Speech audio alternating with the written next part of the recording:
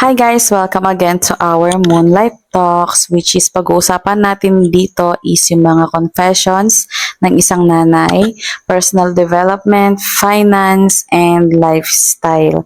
So marami tayong matatopic dito. And ang topic nga natin ngayon is about celebration ng birthday ng mga anak natin. So kami guys is actually um, eto pinag-isipan namin ni Daddy kasi hindi naman sa tinitipid namin yung anak namin, hindi naman sa ayaw namin i-celebrate yung birthday niya, kasi pinapili din namin yung anak namin kung anong gusto niya sa 7th birthday niya, which is yung dibu niya guys, which is napaka-importanteng um, araw ng kanyang buhay. So, sabi namin sa kanya kung do you want to celebrate your birthday here sa bahay? Let's have a party. Or you want to go to SM and to play sa Kids Zona. So, favorite niya kasing mag-play doon, guys. So, ayun, sabi niya, gusto daw niyang mag-celebrate ng birthday niya inside the SM. So, yun. And eto kasi guys, yung na-realize din namin ni Daddy. So, simula first to hanggang nag-6th birthday siya, napansin namin guys na kapag nagse-celebrate kami is hindi talaga siya nag-enjoy. Kapag ka may birthday party na ginaganap, hindi siya nag-enjoy. Lagi lang siyang nasa kwarto. Kasi nga 'di ba may ano siya, diagnosed as level 2 autism siya. So, ayaw niya talaga ng maingay din. Ayaw niya ng medyo crowded na maiingay. So, actually, medyo na-lesson na nga ngayon. Mas malala dati. So, ngayon is mas nakaka-recover na siya. Pero hindi talaga siya nag-enjoy, guys. Kahit na kami, nag-enjoy kami, nabibigyan namin siya ng magandang party. As in, kumbaga, kumpleto may mga souvenirs pa siya and ano, pero hindi niya talaga na-appreciate. So, neto guys, is napag-isipan namin ni Daddy kasi nga nung pumunta kami ng Kids Zona, sobrang happy niya talaga. Nakita namin kung gaano siya kasaya doon. Tapos, etong si Daddy, sabi niya sa akin, bakit hindi na lang natin i-celebrate yung birthday niya dito sa Kids Zona? Ako naman medyo nagulat ako kasi akala ko yung buong Kids Zona is ire-rent namin. Kasi guys, nagulat naman ako sa sinabi niya. Pero ang sabi niya sa akin is hindi daw ire-rent. Kumbaga, paglalaruin lang namin siya sa Kids Zona kung gusto niya ng 1 to 2 hours. So, yun. And then, kakain na kami ng lunch doon. Doon na kami merienda. Tapos, mamasyal kami, bibilhan namin ng toys. And doon na kami magdi-dinner. So, ayun. So, sabi ko kay Daddy, maganda rin namang idea yun. Kasi, kung saan siya mag-enjoy doon kami. Kasi kami guys is napagplanuhan na namin yung 7th birthday talaga niya. Tapos nagtitingin na rin ako ng mga souvenirs niya. And then nabago yung plan namin kasi nga lalo nang pinanood namin yung mga past videos niya ng birthday niya is hindi talaga siya nag-enjoy. So, yun, ang plano namin is pupunta na lang talaga kami sa SM. And ito pa, mas makakatipid talaga kami sa gastusin. Pero yun yung hindi sinasadyang pagtitipid naman guys. So sabi ko, yung ibang budget para sa birthday niya is pang dagdag na lang sa pera niya, sa ipon niya, or ilalagay namin sa savings niya, and then yung iba pambibili namin ng favorite toys, and yung iba isidadagdag namin sa monthly therapy niya. So, ayun. Kasi guys, feeling ko nga i-judge din kami kapag hindi hindi namin i-celebrate yung birthday niya na may party. So, sabi ko naman kay Daddy is, or sinabi ko pala yung kay Daddy na baka i-judge tayo kasi hindi tayo nag-invite. 7th birthday pa naman niya. Pero sabi naman ni Daddy sa akin is, wag ko daw iisipin yung sasabihin ng ibang. Isipin ko daw is kung saan daw masaya yung anak namin and kung saan niya ma-appreciate, kung paano niya ma-appreciate yung birthday niya na yung talagang siya, yung mahahappy siya, hindi yung kami yung mahahappy, hindi yung mga bisita yung mahahappy. So, siya yung mahahappy. So, ayun guys. So, sa lahat ng mga mommies na or daddies, mga parents, lolo't lola na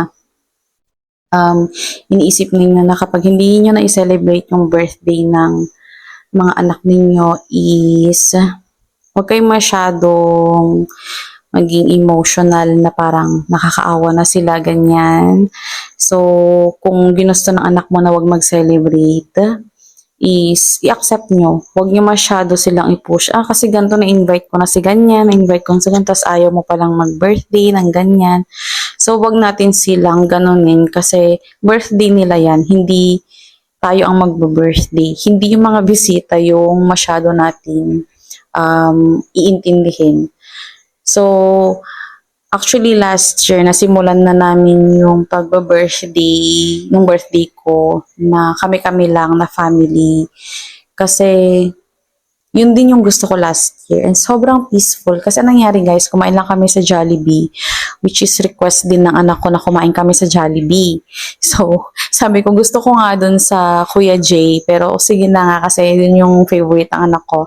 And then, nung pagdating namin sa bahay, dito sa bahay. Kasi doon kami nag-lunch. So, dito sa bahay naman dinner is nagluto na lang kami ng sopas na paborito ko. Na-request ko kay daddy. Actually, na-vlog ko din yun, guys. So, andito yun sa channel ko. Na-vlog ko yun nung last year. And sobrang peaceful. Tapos, niregaluhan ko lang ata yung sarili ko nun ng isang damit. Oo, damit ata yung niregalo ko sarili ko. And then, yun, enough na. Tapos, sa mga susunod na birthdays, feeling ko ganun na rin yung gagawin namin. Kasi guys, isa pa to, nakakapagod din kasi talaga dito maghanda sa bahay. Si mama nga sabi niya sa akin, kapag mag-birthday si Aiden sa SM, sobrang gaan ng buhay ko. Kasi hirap din kami, hirap na hirap din si mama minsan mag-prepare kasi syempre ako, nag-aasikaso din ako dito sa mga designs, sa mga ano dito, tapos siya naman sa pagkain. So, lahat kami sobrang busy.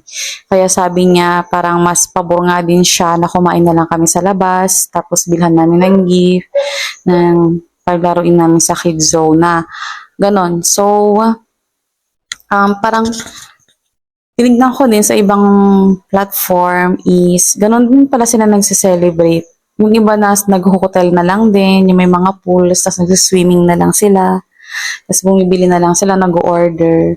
So, parang normal na ata talaga yung ganong handaan ngayon. Kasi dito sa probinsya, syempre, di ba alam natin, minsan, pag birthday talaga, may lechon, may ganyan.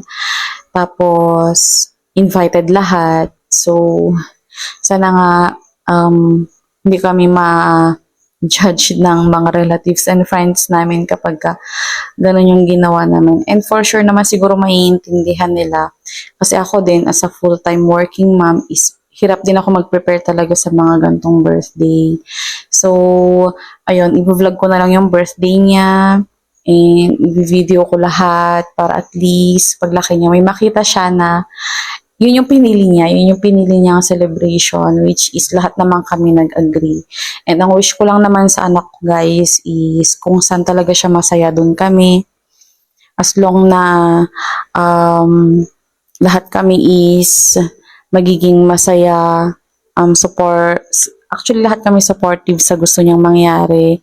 So, ayun guys. So, kalimutan na natin yung mga birthday party na yan. And kahit nagpaparinig yung iba, as long na, ayun, para sa anak natin yung gagawin nating celebration. And sa lahat ng nanay na katulad ko na may awesome, yung mga may autism na anak is pakatatag lang tayo. And lagi natin ipag-pray na maging healthy lang talaga sila lagi. Huwag sila magkakasakit. And ako nga sabi ko, okay lang basta everyday masaya yung anak ko, everyday napaparamdam namin kung gaano siya importante sa amin and yung love namin sa kanya. And never kami nag-skip ng araw na hindi kami nag-I love you sa anak namin. So, ayun. Kaya, sabi ko kahit hindi niya birthday, importante is nararamdaman niya everyday na love namin siya, na very important siya sa buhay namin. So, ayun, yung pagsi-celebrate ng birthday is celebrate natin siyang tayo lahat magiging masaya, especially yung magbo-birthday. So, ayun lang guys, yung aking isi-share. And hindi kawawa yung mga anak natin kapag walang birthday party, okay? Hindi kawawa kapag simple lang yung gagawin nating birthday para sa kanila. Kasi ang importante, na-celebrate natin, na masaya tayo, and napag-pray natin yung birthday nila. And yung, kumbaga, mas importante na malusog sila every birthday. So, ayun. And actually, sana may improvement every year din yung mga ating mga anak na may autism, mag-improve sila yearly. Yun lang din talaga yung hiling ko. So, ayun guys. Sa lahat na mag-birthday ng July is happy birthday. And lahat na mag-birthday ng mga may mga anak na month of July, happy birthday, and celebrate natin and pag-pray natin ang ating mga kids, ating mga anak. So, yun guys, yung topic natin for this episode. So, see you guys on my next one. Bye!